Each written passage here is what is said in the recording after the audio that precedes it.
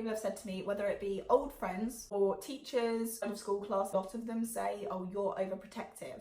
And it's because, again, it's an invisible disability. They can't see the severity. They're not there when Dawn Louise is at the bottom of her health, when she is rushed into ambulances and she's on oxygen and she's having cannulas fitted for fluids and medications, and she's going into surgery because she's gone into heart failure. When she had her last surgery, she was absolutely fine. She got the best review ever, and then 6 months later she was rushed in on top of the list for heart surgery because she was not going to make it another year without it. So you can't say that I'm being overprotective when you can't see what is actually going on with her, whereas I'm with her every single day, apart from when she's at school, and I see her when she's at her worst. You see her when she's at her best. Another thing that makes me laugh is some people will say, don't bubble wrap your kid.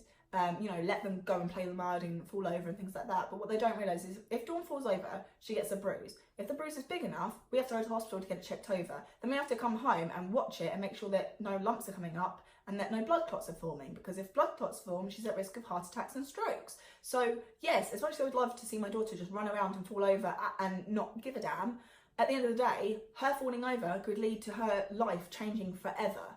Like, strokes can really change somebody's quality of life. So I'm sorry, but yes, I am going to bubble wrap a little bit, metaphorically, although I have considered literally doing it because she does fall over all the time. It's not because I'm overprotective, it's because I want my daughter to survive. So even though I do give her, room to run around and everything, I'm not constantly, holding on to her. When she falls over, I do have to take it very seriously, because what could happen afterwards, the consequences of that, can actually be very serious. And it's not just a case of her getting a few scrapes and bruises. She could get an infection in her blood. But I have to take it very seriously. I can't just run it under cold water and leave it. We have to make sure it's medically cleaned out. It's got antibacterial gel on it. When she was about 4 years old, we were in Tesco and we were queuing up, and it was August, it was summer, and it was really hot. But she was blue and she started to shake a little bit. And it was because there was like an aircon over the top of the line. And where I needed to buy her things, and we'd been in the line for a while now because it was very busy, we were just like, once she gets outside, she'll warm up again because it's summer, it's really hot. Unfortunately, somebody decided to turn around to me and call me an awful parent because she was obviously so cold and needed a coat. What they didn't know was that it's purely, she was fine 2 seconds ago, she'll be fine in 2 minutes when we get back outside. It's just she can't handle the body changes and keeping her body warm if she's suddenly hit by cold air.